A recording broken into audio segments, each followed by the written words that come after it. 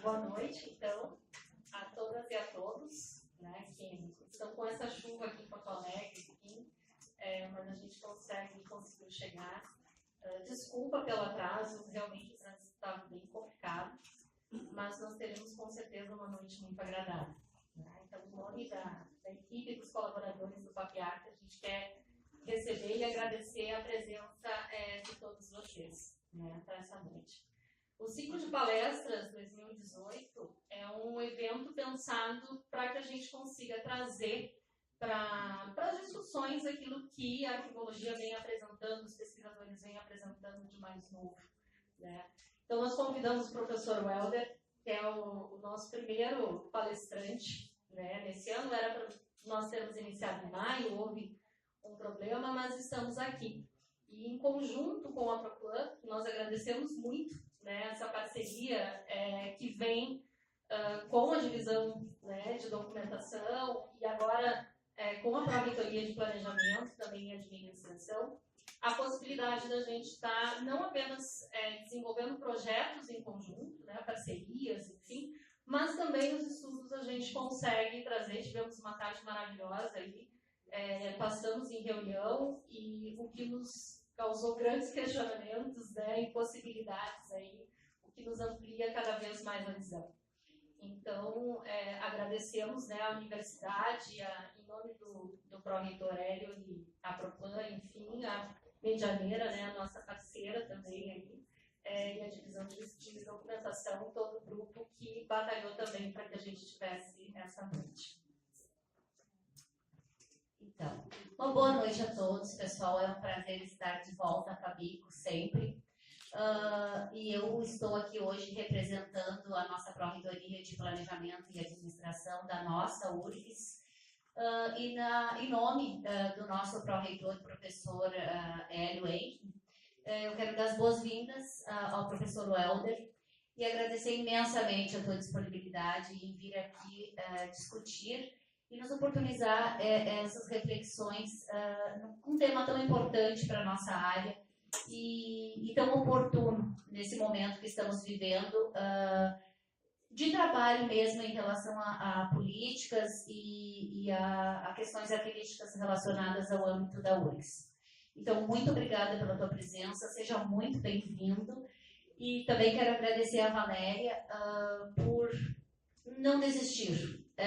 Desde 2015, na nossa Comissão Permanente de Avaliação de Documentos e em tantos outros grupos de trabalho dos quais a Valéria faz parte, e quando ela não faz parte, ela está sempre disponível em nos ajudar, por ter insistido tanto com o nome do professor para discutir conosco e nos subsidiar um pouco mais no entendimento e reflexões nesse tema. Tá? Muito obrigada e não tenho palavras para te agradecer e continua conosco. A universidade precisa de ti. A divisão de documentação agradece também em nome dos nossos colegas a tua disponibilidade sempre em nos ajudar, estar presente, nos responder os e-mails, porque às vezes temos questões importantes e muito demandas imediatas para serem respondidas, e a importância do curso de arquivologia da Faculdade de Biblioteconomia e Comunicação estar sempre aliada e disponível com a divisão de documentação e o arquivo central é extremamente importante para as nossas discussões e para o enriquecimento, claro, da arquivologia, não só no âmbito da universidade. Certo? Muito obrigada e que possamos fazer deste momento momentos de reflexão também e aproveitar, claro, a disponibilidade do professor em compartilhar conosco esse conhecimento tão importante e os resultados dessa pesquisa tão específica num tema tão complexo como as informações pessoais, certo? Muito obrigada e uma boa noite a todos. Eu queria agradecer também aqui, eu acho que essa noite acaba sendo propícia, né? Ela não ocorreu em maio, mas ela acaba ocorrendo agora, em agosto, com a aprovação do nosso convênio, né, com a Universidade Federal de Santa Maria. Então, a gente tem aí o convênio com esse parceiro, né, que é o Chico, o professor em Santa Maria, o Francisco, a Márcia, a Ângela, o Sandro, né, pessoas que estão envolvidas conosco e que no ano passado nós desenvolvemos esse projeto de pesquisa que hoje vem subsidiar então esse convênio que transforma em uma parceria, né, agora efetiva. Né? Então, muito obrigada. Eu acho que vem nessa oportunidade justamente para a gente também comemorar, né, esse convênio. Então, eu vou chamar aqui o professor, eu vou ler, né? Tá? O professor Welder Antônio Silva, ele é doutor em Ciência da Informação pela Universidade Federal de Minas Gerais e mestre em Ciência da Informação pela UF e IBIT. Possui especialização em Gestão da Informação e Inteligência Competitiva pela UNESA e graduação em Arquivologia pela Unirio. É analista legislativo, arquivista e gerente da gestão arquivística da Assembleia Legislativa do Estado de Minas Gerais. É professor adjunto do curso de Arquivologia da Escola de Ciência da Informação da Universidade Federal de Minas Gerais e tem experiência na área de Ciência da Informação com ênfase em Arquivologia, atuando principalmente nos seguintes temas: arquivologia, políticas arquivísticas, gestão de documentos, planejamento e projetos arquivísticos, arquivos permanentes, descrição arquivística, direito de acesso à informação, ensino de arquivologia, reestruturação curricular e interdisciplinaridade. Welder, muito, muito obrigada.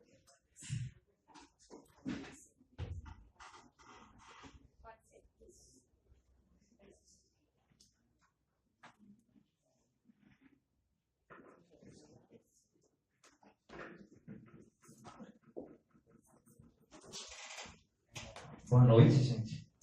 Eu fico muito feliz pelo convite. Era para ser em maio, né? Mas eu acho que tudo é muito providencial, porque dia 14 agora a gente teve aqui no Brasil a aprovação da nossa Lei de Proteção de Dados Pessoais.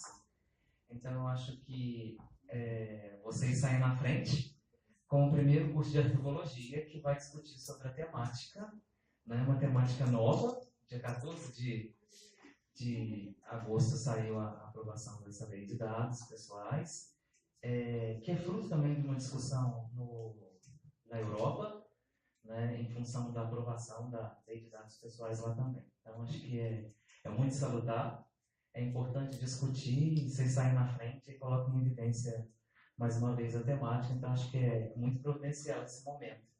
Né? Fico muito feliz. Inclusive pela Valéria, o Chico, o Francisco também, o Bar. Então, assim, fico muito feliz de estar aqui. São grandes amigos, parceiros. A gente batalha junto aí pela Reparte, pela arquivologia, e é sempre uma grande satisfação. Bem, hoje a gente conversou muito à tarde lá no prédio da reitoria, né? E eu fiquei muito feliz. E uma das coisas que me colocaram foi o seguinte: a gente está atrasado. Então, não. A gente está saindo na frente aqui. Né? É uma discussão que merece acontecer e que nós, arquivistas, não podemos deixar de lado. Faz parte da nossa realidade. Esse palco também é nosso e a gente tem que brilhar nesse palco aí, né? Juntamente com o pessoal da área de TI e da área de Direito. Então, só para a gente... Na hora nunca funciona, galera. Alguém vai ter que passar lá embaixo mesmo. Então, essa temática eu trabalhei no meu doutorado.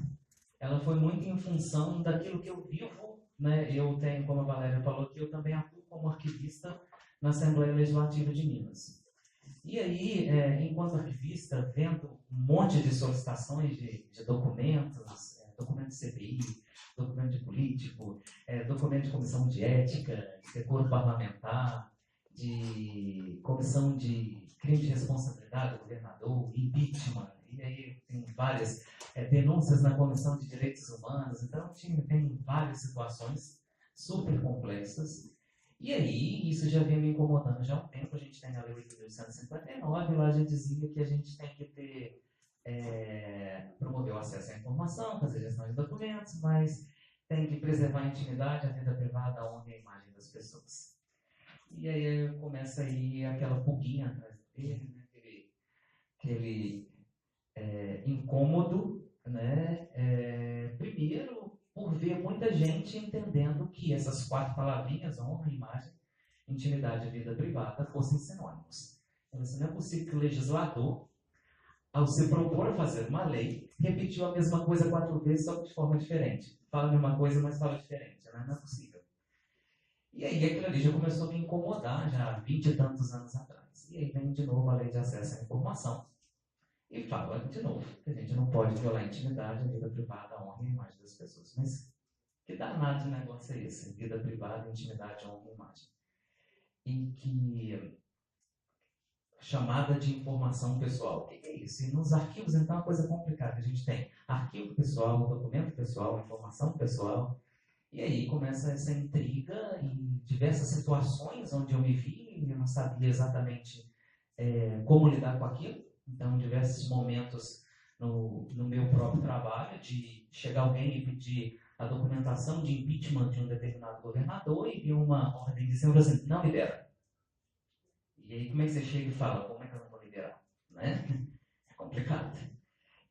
Ou de situações, por exemplo, eu estava contando hoje na reunião que a gente teve à tarde, de, por exemplo, uma comissão parlamentar de inquérito, onde foi se discutir sobre o estupro de menores, mulheres, meninas a menos de 18 anos, no interior de Minas, e passa-se 18 anos, chega um diretor e fala, digitaliza tudo e coloca na internet. E aí você fala assim, peraí, não, elas já são maiores e nós somos um órgão público, documento público. E aí você precisa de argumentar. E fala assim, não, peraí, mas naquela época elas não tinham 18 anos. Elas construíram uma vida e elas não poderiam ser expostas nem antes nem depois. Como é que construiu isso? Família, trabalho, tem várias coisas nesse contexto aí que precisam ser consideradas. E em função de esses e diversos outros exemplos que eu vivi na minha vida em vivo, até hoje na minha vida enquanto arquivista na Assembleia, eu fui atrás disso, pensando. A gente precisa, de fato, entender o que é isso, intimidade, vida privada, honra, o que é isso. E aí eu construí o meu objeto de pesquisa, né, no sentido de buscar, para dentro da antropologia, reflexões em torno disso, no sentido de subsidiar o entendimento do que seria cada uma dessas coisas. Aí você passa para mim hoje, Chico. Mais um? Então, algumas coisas precisam ficar claras, e uma delas é exatamente isso daí. A gente tem hoje no Brasil vários artigos, várias pesquisas discutindo sobre essa questão de política de acesso, lei de acesso, né? Isso aí não falta. Mas, né, discutindo o significado para o governo e para a sociedade da lei de acesso à informação, as ações que sustentaram a sua aprovação, as primeiras impressões a respeito da sua aplicação, apareceu um monte, foram vários. Né? A necessidade de implantação de políticas arquivísticas, muita gente também discutindo sobre isso, e o reconhecimento dos arquivos e dos arquivistas nesse cenário. Mas, no entanto, até o momento, até a minha pesquisa, aqui no Brasil, pelo menos, no âmbito da arquivologia e da ciência da informação, minha tese foi na Escola de Ciência da Informação da UFMG, pouco se discutiu sobre essas exceções legais de acesso à informação. Bem, se eu preciso dar acesso à informação, eu preciso fazer isso com responsabilidade. E para dar acesso, eu preciso saber o que eu não posso fazer. Não só saber aquilo que eu posso fazer, mas também saber aquilo que eu não posso fazer. Né? E isso é importante. Nós estamos do outro lado, a gente precisa... Algumas questões também a gente precisa considerar, que é o seguinte. Nós temos 5 direitos envolvidos, no mínimo. O direito de acesso à informação, mas, por outro lado, eu preciso ainda respeitar outros 4 direitos, também considerados direitos humanos e fundamentais. O direito à privacidade, o direito à intimidade, o direito à honra e o direito à imagem. Além disso, eu tenho outros direitos que também estão envolvidos. O direito à segurança, tá? O direito à autodeterminação, como eu quero ser visto pela sociedade, que pouco está se discutindo sobre isso no Brasil, e outro direito chamado direito ao esquecimento. Porque, uma vez resolvido determinado contexto, eu não preciso ficar lembrando daquilo ali a vida toda. Isso faz parte da minha vida. A gente tem visto diversas situações. Um exemplo, uma sindicância institucional. A partir do momento eu posso ser investigado, mas não necessariamente eu posso ser culpado. Ou ser testemunha daquela situação. E às vezes, inclusive, fui ser testemunha para provar que eu não tinha nada de errado. E aquilo ali pode ter sido constrangedor, e eu não preciso ficar lembrando disso minha vida toda, uma vez que eu fui resolvida a situação. Sobre as exceções, então se falou muito, abre os arquivos, libera os arquivos, arquivo da ditadura, memória da ditadura, mas as exceções, outro lado, o que não fazer? Porque a gente tem outros direitos e não justifica eu prejudicar outro direito humano em função, né? Como é que fica isso?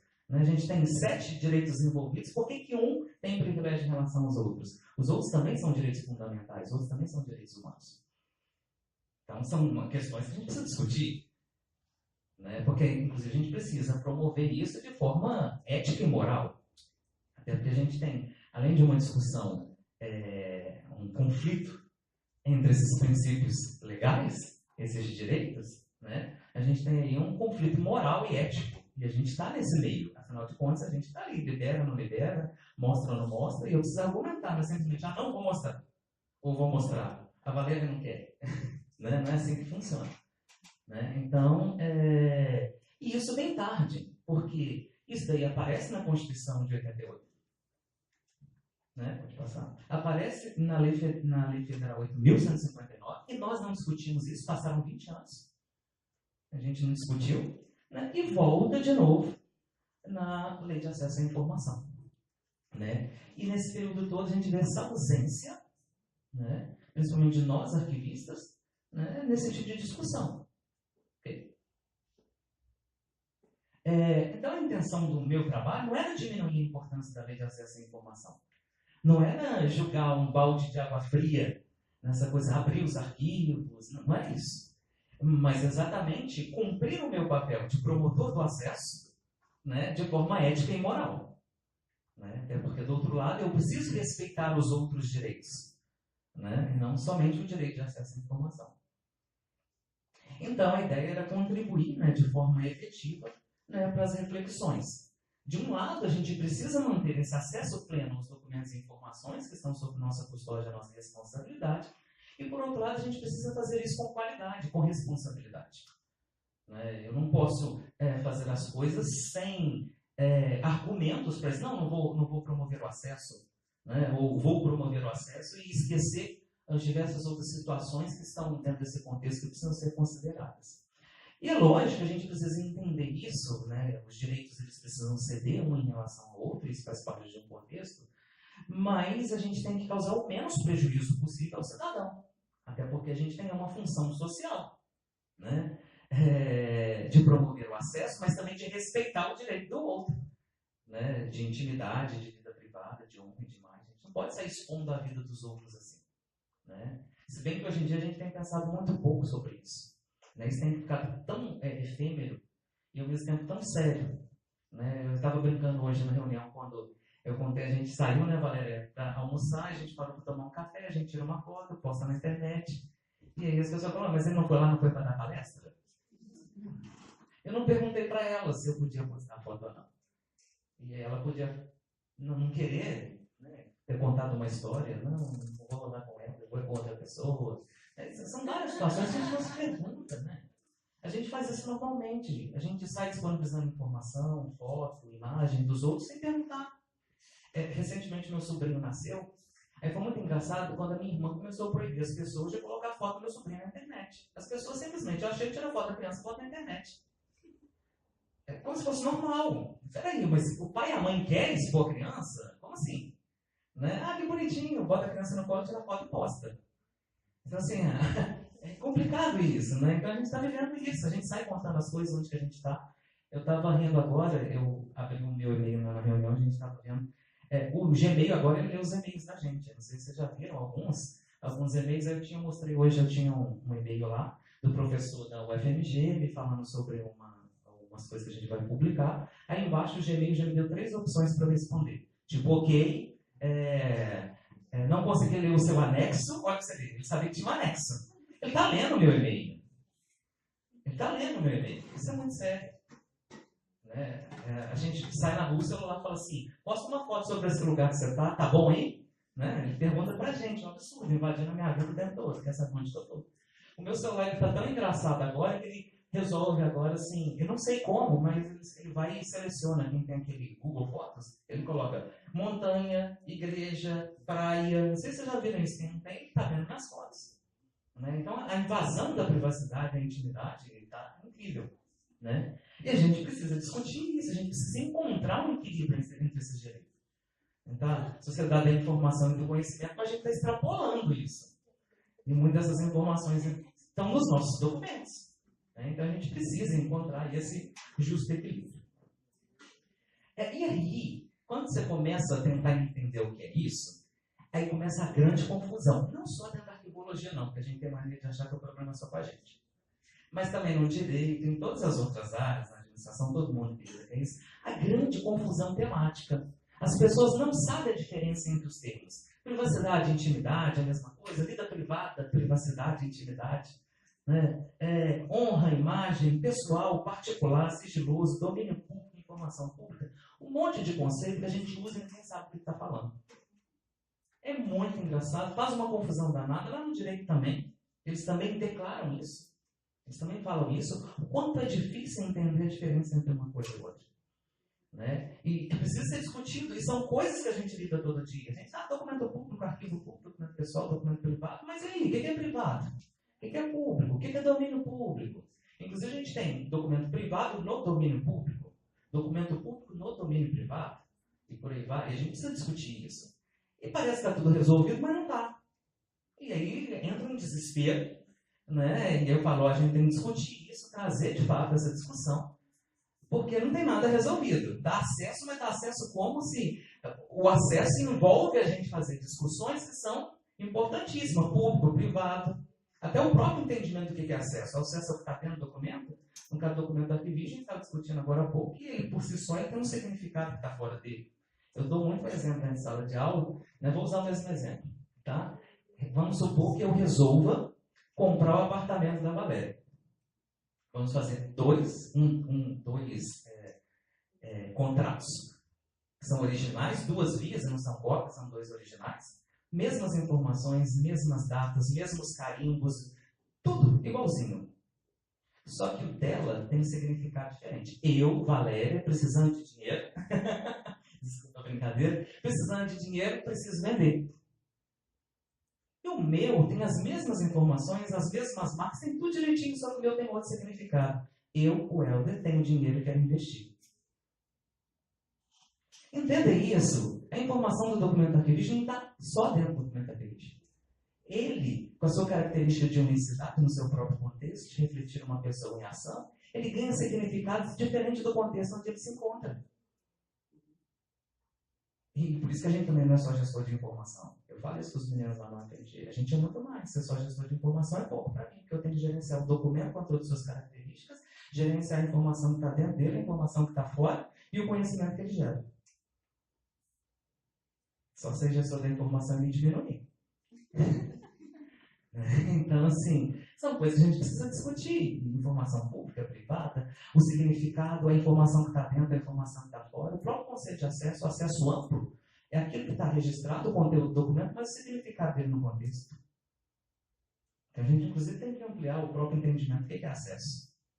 Porque se acessar o da Valéria, significa outra coisa. Acessar o meu significa coisa completamente diferente. Apesar de ter a mesma informação. E aí a gente optou por seguir um caminho diferente de todo mundo. Atrevido que sou, né? Eu fui discutir a lei de acesso à informação, mas numa outra amplitude.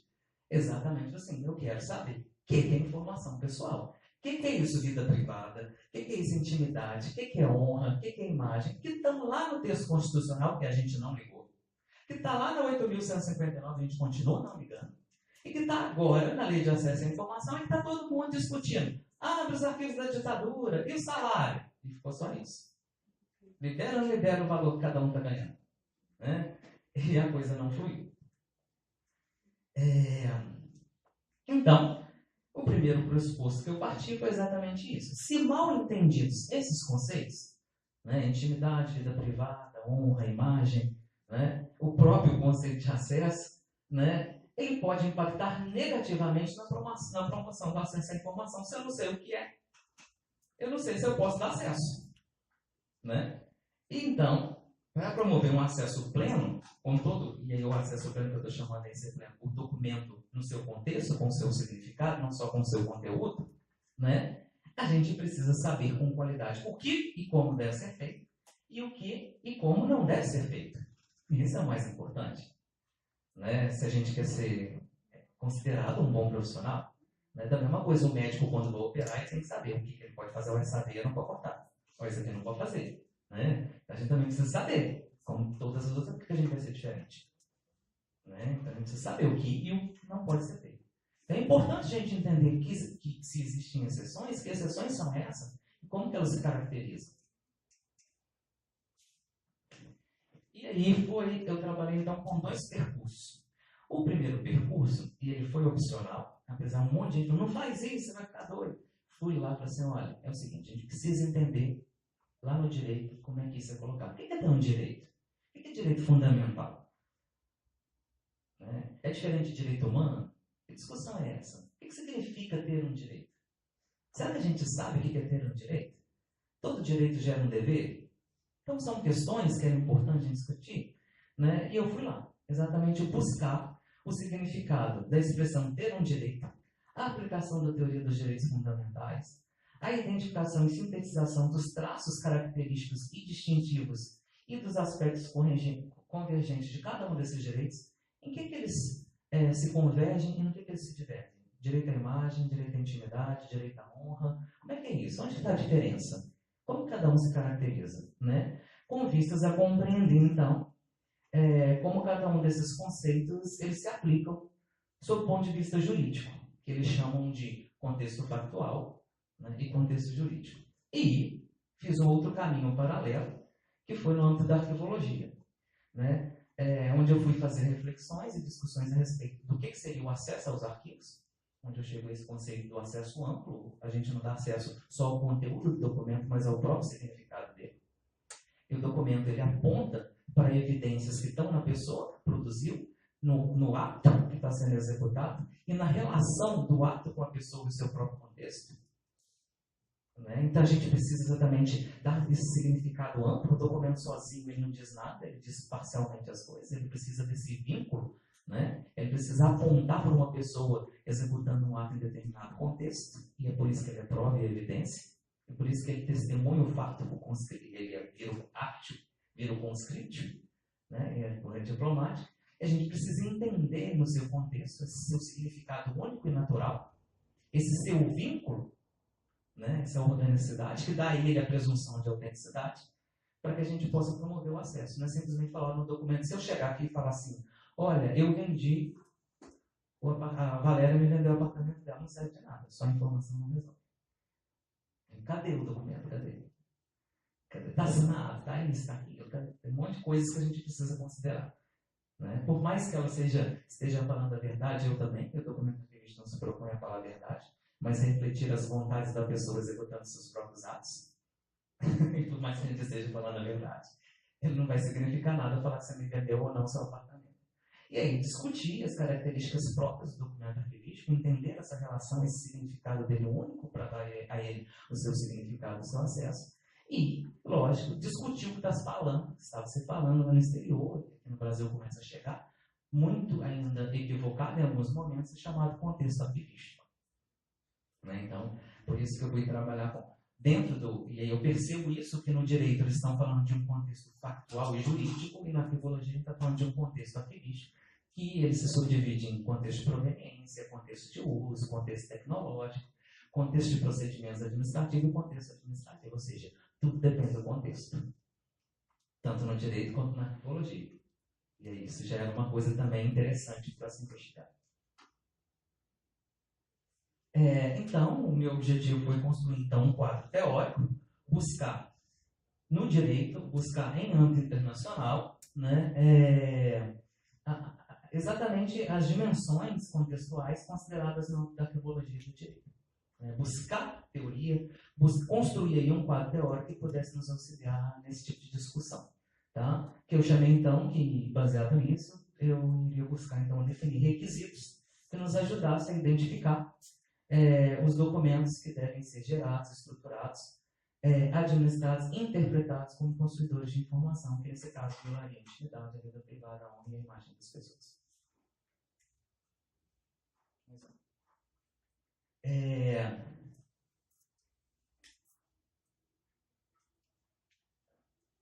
Então, no nosso entendimento, né, a gente também precisava entender o que é acesso. Né? Porque, eu estou disponibilizando para o acesso, as pessoas entendem, eu coloquei lá na internet e eu estou promovendo acesso. Não, você está disponibilizando, acesso é outra coisa. A pessoa, inclusive, precisa entender e compreender o significado do documento. Eu estou atrás do que alguns andam chamando aí de acesso pleno aos acervos arquivísticos, que depende, primeiro, da qualidade que se imprime ao tratamento documental. Porque quando a gente vai tratar o documento, a gente exatamente vai entender o documento no seu contexto, o seu próprio significado, as suas características.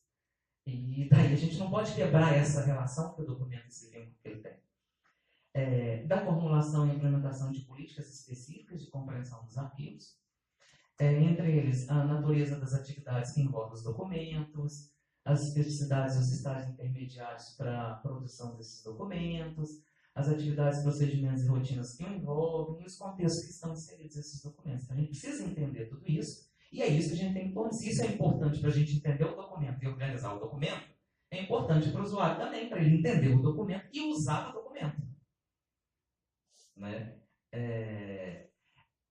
E usar de fato. E é o nosso papel. A gente precisa disso para estabelecer o potencial de uso do documento. Olha, esse documento é importante porque ele evidencia isso. E aí, para a gente entender isso, a gente vai olhar para o contexto, olhar para essa pessoa, para o vínculo, para as próprias características do documento. Se isso é importante para a gente, por que para o usuário é diferente? Para ele também tem que ser. E a gente precisa promover isso para ele, para que ele possa entender o seu documento de forma completa e não de forma parcial.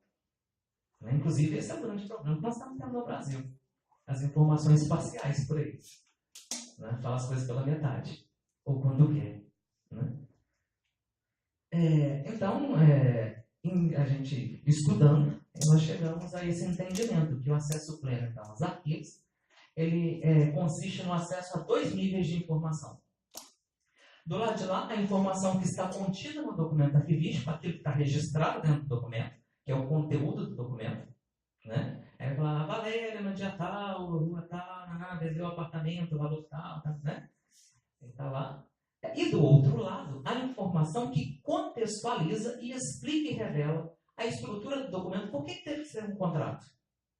Por que ele tem que ter cláusulas? Por que tem que ter testemunha? Né? A estrutura do documento, a articulação e a relação natural e orgânica que ele tem com as outras unidades documentais. No caso aqui do contrato, a gente precisa um recibo de compra e venda, né? A gente precisa registro, escritura, e daí a PIX, nada consta, e por aí vai, um documento chama o outro. E é assim que ele se complementa. Né? A sua relação orgânica com as atividades e pessoas envolvidas nessa produção de registro de informação, ou seja, a informação que está dentro e a informação que está fora, que juntas dão significado para o documento. E esse é o acesso amplo. E é importante a gente entender isso. Né? E somente através desse acesso pleno, os arquivos podem assumir essa sua dimensão social, né? Que é recomendada, né, nas diretrizes dos organismos da comunidade internacional e nos dispositivos legais que a gente tem por aí. A gente consegue mostrar o documento no seu contexto com o seu significado completo. Alguns chamam de completude, né? Onde o documento ele tem integridade e identidade. E aí pressupõe que ele fala a verdade. Bem, feito isso, entendido o que era acesso, eu disse, agora eu quero ver lá fora o que eles estão falando sobre essa questão da privacidade. Será que lá fora está tudo resolvido? Né? O que é isso? Lá fora resolver? O que é privacidade, intimidade? A gente está comendo mosca aqui no Brasil? Então foi atrás disso. Né? Então eu fui buscar na literatura internacional sobre essa questão. O que é? Se eles estão falando sobre a intimidade nos arquivos, o uso da imagem, da honra e a privacidade. Então eu li autores dos Estados Unidos, França, Canadá, Reino Unido e Austrália. São grandes referências para a gente aí, né? E aí eu fui sintetizando algumas falas deles que eu trouxe aqui para a gente ver. Até para a gente parar de achar que o problema somos só nós, né? Que a grama do vizinho é sempre mais verde, mais bonita. E aí a gente percebe que eles também apontam dificuldades na definição de interpretação do que é vida privada, do que é privacidade, o que é arquivo público, o que é arquivo particular, que é diferente de arquivo privado. O que é informação pública, o que é interesse público, o que é direito à informação, direito à vida privada, sensibilidade, que virou mania falar esses dados são sensíveis. Parece que a gente beliscar ele grita, né? Que a gente sai usando os nomes assim, né? Confidencialidade, acesso razoável. Então, assim, não é só a gente, eles também têm dificuldades. Foi um conforto, né? Assim, então, tá. Problemas técnicos eles apontam em relação a isso, porque lógico, se eu não sei o que é, eu não sei como fazer. Problemas técnicos, problemas regulamentares, como é que eu vou regulamentar aquilo que eu não sei? Tá? E problemas jurídicos, lógico. Se eu tenho dificuldade de interpretar em cada um deles, e aí a coisa vai se complicar ainda mais. Né? Além disso, eles falam de um aumento do uso potencial invasivo do Estado nas informações pessoais. O que acontece? A gente tem cada vez mais o Estado, essa é uma grande discussão hoje no Brasil, intervindo nas nossas vidas, em função de buscar uma equalização social, fazer intervenções e por aí vai. Mas a gente tem um Estado que intervém na nossa vida, cada vez mais. Alguns gostam, outros não, são a favor, outros não, outros no meio do caminho, tá? Mas é uma coisa, isso existe, alguns consideram necessário, outros não, mas é uma realidade, a gente convive com isso. E a gente tem exatamente isso, a partir do momento que o Estado ele vai interferir, buscando, né, um contrato social entre governo e cidadão, ele imediatamente acaba interferindo na sua vida. Precisa saber, né, como as coisas andam na sua vida, como é que as coisas estão na sua casa. Quando você ganha, o que você faz, como é que você gasta, como é que estuda, onde que estuda e por aí vai. Né? Tem religião, não tem religião, onde que mora, tem cama, não tem cama e por aí vai. Então tem banheiro, não tem banheiro. Né? Então aí cada vez mais ele vai intervir na nossa vida. Além as modernas tecnologias, esse é o grande problema, propiciam essa invasão da privacidade cada vez mais. A gente não tem noção disso. Eu dei exemplo do Google lendo meus e-mails, o Facebook, as pessoas invadem, esses meninos novos invadem, hackers invadem sistemas, né, bancos e por aí vai, empresas invadem mesmo, né, expõem tudo. Né, Anonymous, quem nunca ouviu falar? Né, recentemente fizeram várias ameaças, eu vou entrar, eu vou apagar tudo, eu vou entrar. A gente tem um grande problema, o Snowden, né, foi lá e divulgou tudo, gerou diversas situações, Vatilix, Vaticano, Wikileaks e por aí vai. Ou seja, está tudo na internet. Né? A gente tem uma CEP, você bota seu nome, bota CEP, telefone, tem tudo. Né? Tem umas coisas loucas que andam acontecendo por aí, você toma susto. Né? E com as novas tecnologias a gente acaba deixando mais vulnerável ainda a questão da privacidade. E a gente, sem perceber, a gente vai permitindo que a tecnologia vai invadindo a casa. Dá vontade de jogar o celular fora. Porque ele invadiu a vida da gente, fala onde que eu estou, o que eu fiz, não sei o que. Já junta, faz foto, pega outra foto, junta com outra, identifica pessoas. É sério, muito sério. Né? E a gente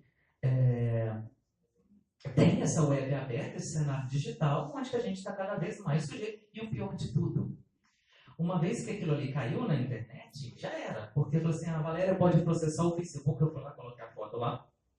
E vamos supor que ninguém pudesse ver nós dois juntos no café. Suponhamos uma situação hipotética dessa. Nossa, ela daquela mulher que está tomando café, não podia. Né? E aí eu falo assim, o Facebook, tira a foto aí. O Facebook tirou, mas o Chico maldoso printou antes. Tá? Que passou para o Vivan, que passou para outro. Não tem jeito. Depois que ganhou a rede, já era. Você perdeu o controle. Né? E isso é muito sério. E a gente está digitaliza, é um documento digital, ou sei, chega aí, por aí vai. Né? Arquivemática. Né? A grande discussão, outro dia, o Zé Maria Jardim colocou essa questão, estou achando ótimo, que o tema está aí na moda. E aí agora o blockchain. Vou ter que aprender a estudar o que é isso, eu não sei direito o que é não, mas pelo que eu entendi lá, são blocos de informação, e eles parece que tem uma tecnologia que aquela informação não pode ser mais modificada, não pode ser mudada, e aí se você fizer nova alteração, vai ser num novo bloco. E aí como é que fica a questão do direito ao esquecimento, como é que fica a questão dos dados pessoais? Alguns falam, anonimiza os dados pessoais. Se eu apagar não tem mais jeito, ou será que tem jeito? Né? Eu recentemente perdi meu computador, queimou o HD. Aí o cara falou assim, se você me pagar R$2.000, eu vou recuperar tudo que está dentro do seu HD. Mas o meu Fernando está queimado? Não é esquisito? Não está queimado? Não, mas a gente vai e pega um outro HD, que é o HD doador, que faz não sei o que, algumas coisas. Um monte de atriz aí, manda o computador para consertar, daqui a pouco tá... Vários nudes não tem aparecido por aí, né? Viu? A gente toma susto com nudes de alguém, né? Por aí é complicado, né?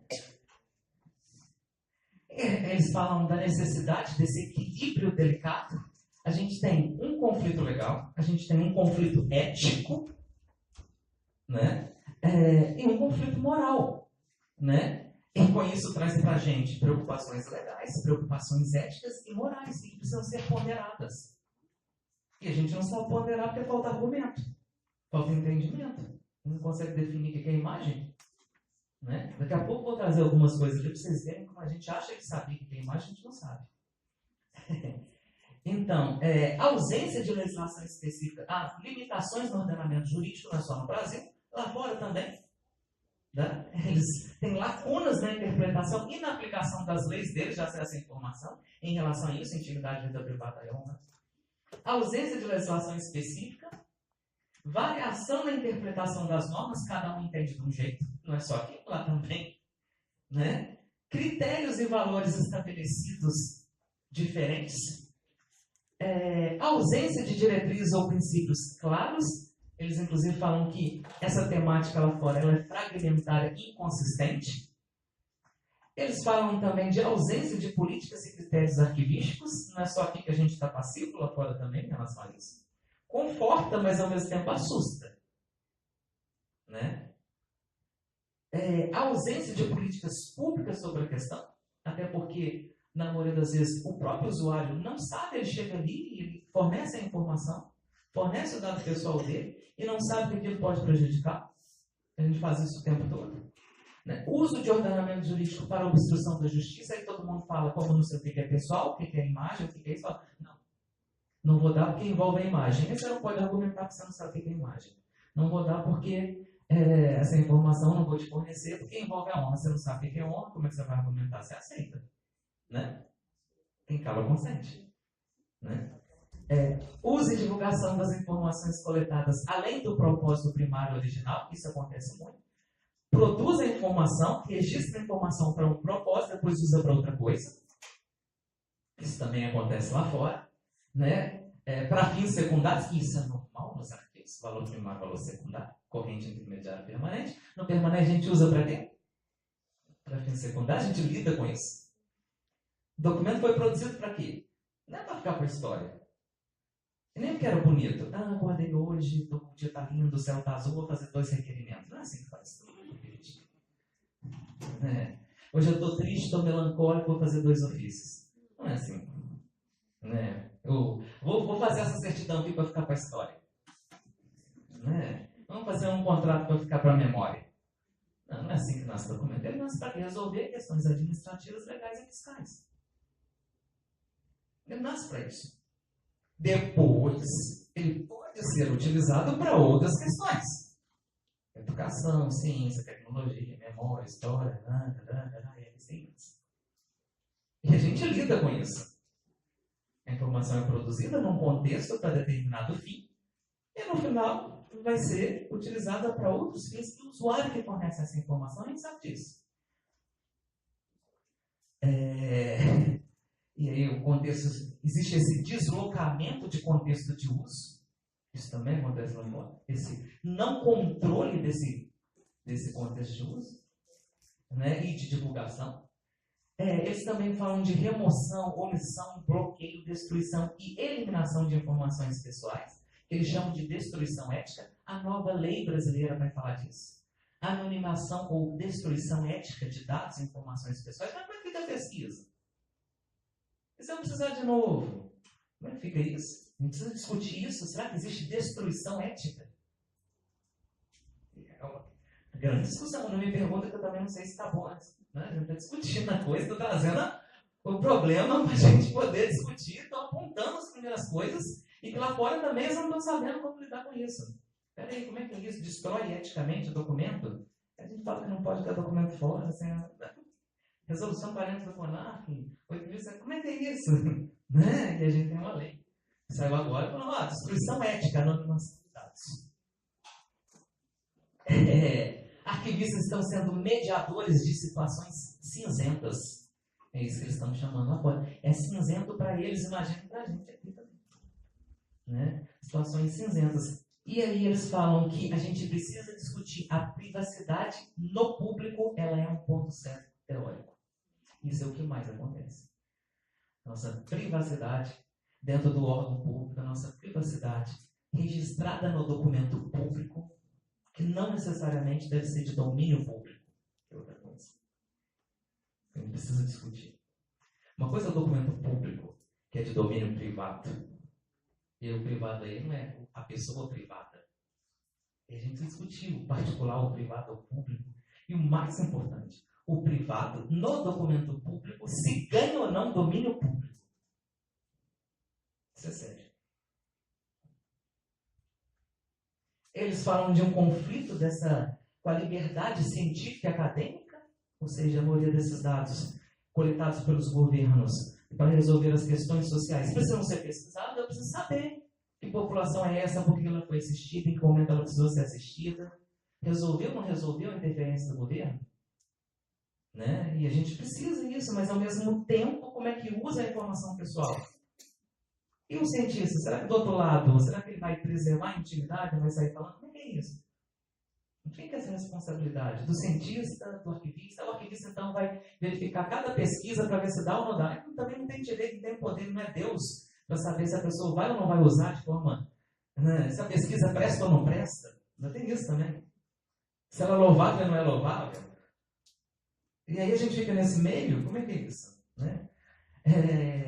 Eles falam de o acesso para o bem público. A gente precisa exatamente discutir o que é o bem público. Porque, será que isso ajuda mesmo? Né? Será que todo mundo tem que ter acesso a isso? Né? Para o bem da comunidade de pesquisa. Isso é importante. Por exemplo, suponhamos que algum de nós aqui, Deus o livre, esteja com uma doença grave. Um vírus diferente. Né? E tivemos vários contatos aqui, respirando o mesmo ar e tal. E a gente precisa comunicar quem eram as pessoas que estavam aqui para determinados setores da sociedade, médicos, institutos de pesquisa e tal, para pesquisar, ver os nossos hábitos, o hábito dessa pessoa, para ver de forma que isso pode ser controlado. Mas ao mesmo tempo, já não posso sair falando para os outros, senão todo mundo vai querer matar a gente. Né? Tipo, nossa, pelo amor de Deus, né? Tira esse povo daí, prende eles lá dentro, não dá nem comida, não leva nada. Então, tem certas coisas que não pode sair falando. Senão, você, em vez de você causar um bem público, você transtorna tudo. É um transtorno público. Né? Então, são coisas que precisam ser consideradas. Exatamente. A gente tem o acesso para o bem público é uma coisa. O acesso para o bem da comunidade de pesquisa é outra coisa. Tem que pensar isso, porque às vezes a pessoa quer pesquisar só porque ela quer pesquisar mesmo. Eu não vou usar aquilo para outra coisa. Né? E aí falam também de uma restrição por um período específico, mas aí, inclusive, a gente tem uma mania, é pessoal 100 anos, então 100 anos. Peraí, gente, mas 100 anos também demora demais. Eu nunca for pesquisar e usar, não vai servir de mais nada. E como é que fica essa questão? Né?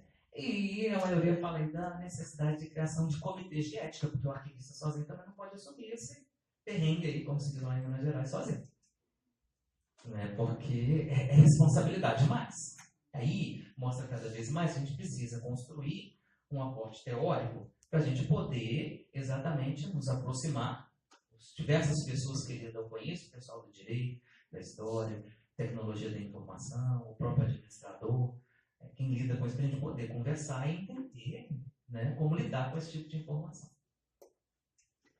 Então, só um pouquinho. A gente observa ainda, aí já é uma observação minha, até eles falando que nenhum deles fala da diferença, apesar deles colocarem essas questões, mas eles falam só de privacidade. Né? Então, assim, eles se concentram na vida privada e na privacidade e na informação pessoal e esquece da intimidade, da honra e da imagem. Lá fora você não vê quase ninguém falando das outras coisas. Fala de privacidade, vida privada. Honra, imagem e intimidade também é ausente. Mais um. Entendido isso, aí eu precisava também justificar minha pesquisa. Assim, vou ver sobre a questão dos dados pessoais, então eu fui verifiquei, como é que está sendo isso no governo federal? Como é que está isso? Então eu fui no ESIC, que é um sistema criado para fazer a solicitação do governo federal, para fazer a solicitação de informação. Então eu fui ver a respeito dos pedidos de acesso à informação que foram negados e parcialmente concedidos por se referirem a dados pessoais. Como é que está isso? O governo está negando, não está negando, está justificando? Como é que está isso? Né? Porque eu levanto um problema, a gente tem um problema conceitual, mas às vezes na prática está funcionando. Vamos ver como é que está isso. Né? Vai que, né? E aí, eu fui verificar então esses pedidos e eu usei esse período de 15 de maio de 2012, quando começou a Lei de Acesso à Informação, até dia 12 de maio de 2016. Por que isso? Dia 12 de maio muda o governo Dilma para o Temer. Eu falei assim, aí muda a política, muda outra coisa, mudou o nome da CGU, então eu preferi ficar com... E até nisso eu fui feliz, né? Foi de maio a maio. Mas, então eu fui verificar nesse período, assim, é melhor a gente separar aí, não foi uma decisão política, mas uma metodológica, porque aí a gente teria outro governo, outro contexto, outra situação, outras diretrizes, outro ministro, outra CGU, inclusive muda de nome, então eu falei, mas deu para pegar os 5 últimos anos. Esse aí é um quadrinho que eu trouxe para vocês, lá tem vários, mas eu queria chamar a atenção o seguinte, aqui está aqui em amarelo, o total de pedidos foram 377.457, sendo que 34.541 foram negados e 15.554 ali foram negados totalmente e foram concedidos parcialmente 15.554. Pode passar. Desses que foram negados, dos 34.541, a maioria, 11.784, foi por quê? Dados pessoais. Então, estão negando, falando que tem dados pessoais. Se é bom ou se é ruim? Às vezes é bom, porque de fato não tem que dar. Ou às vezes é ruim porque estão usando isso para poder esconder as coisas. Vai. Outra aí, olha, que concederam parcialmente. Dos 15.554, 4.802 foram negados parcialmente. Não entregaram os dados totalmente porque disseram que tinha dados pessoais. E aí, eu fui também olhar, não trouxe esse quadrinho que ele ficaria muito grande para a gente ver aqui, exatamente sobre os recursos. A população, quem recebeu a negativa, não vou te dar os dados que é pessoal, ficou satisfeito? Aí eu fui olhar, que a gente tem lá o recurso na primeira instância, na segunda instância, na terceira instância. E eu vi que a maioria entrou com recurso, a população não ficou satisfeita. Em alguns momentos cederam os dados, em outros não. E a gente tem 2 hipóteses aí. A gente tem a primeira hipótese seguinte: irregularidade ou uma dificuldade por parte do servidor, órgãos e entidades do Poder Executivo no quesito definição de informação pessoal. Por quê? Eles falaram, não posso te dar porque é pessoal. Aí a pessoa entrou com recurso, cedeu, então não era pessoal. Né? Então tinha assim, não era 1, 2, era bem balanceado. Né? E tínhamos também os outros casos que também eram balanceados. A dificuldade por parte do cidadão no entendimento do seu direito de acesso, porque ele solicita aquilo que ele não podia solicitar. Dado pessoal. A lei também é para ele. Para que ele está pedindo se ele sabe que não pode? Né? Ou é malícia, eu vou pedir, vai que, né? Ou ele não sabe. Né? E aí a gente também tem os pedidos de acesso negados antes e após o recurso, ou seja, foi negado e continua sendo negado até o final. Então, a gente tem os dois lados. Quem está do lado de cá, servidor público, pode não estar entendendo, ou pode também estar usando disso de malícia, não votar, eu falo que é pessoal. E do lado de lá também. Pode existir a possibilidade de malícia de pedir aquilo que não pode pedir, ou de não entender, está pedindo porque não sabe. Né? E aí mostra, mais uma vez, aí justifica a minha pesquisa. Isso foi engraçado, porque os dados ele vem antes da pesquisa. Eu colhi os dados e analisei antes. Justifica a minha pesquisa. A gente precisa entender o que é dado pessoal, porque as pessoas têm dúvida. E aí eu fui atrás, então, pode passar, Chico, o que seria cada um desses dados. E aí eu precisava entender também o que era ter direito. Né? O que é isso, o significado da expressão ter um direito? A gente precisava entender também o que é um direito fundamental. O que é isso? Fundamental. Né? E se é fundamental, não pode faltar. Mas espera aí, todos são fundamental e eles colidem? Como é que fica? É complicado. Olha os nomes como eles são. Eu tenho 5 direitos fundamentais, mas deixa de dar um para dar o outro, então não é fundamental. Peraí, que história é essa? A gente tem que entender lá no direito, porque eles estão chamando de direito fundamental. O que é norma? Que é diferente de enunciado normativo. Norma, não pode roubar. Isso é a norma. Agora, não é permitido enunciado. Como que essa norma é expressa? E a gente precisa entender. Uma coisa, eu tenho o direito de acesso à informação. Eu preciso enunciar isso. Preciso escrever isso. Que isso vai gerar interpretação. Então, a gente tinha que entender isso também. E aí eles usam muito lá no direito que eles chamam de enunciado deôntico. Eu fui entender o que é esse danado desse deôntico aí também.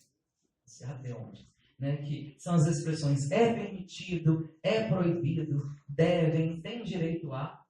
Né? Que eles fazem fórmulas para entender isso. Que eles chamam de predicados triádicos. Onde eles tentam entender os agentes envolvidos nesse direito. Nesse caso, A, ou seja, um cidadão, tem em face de B, o Estado, por exemplo, o direito a G.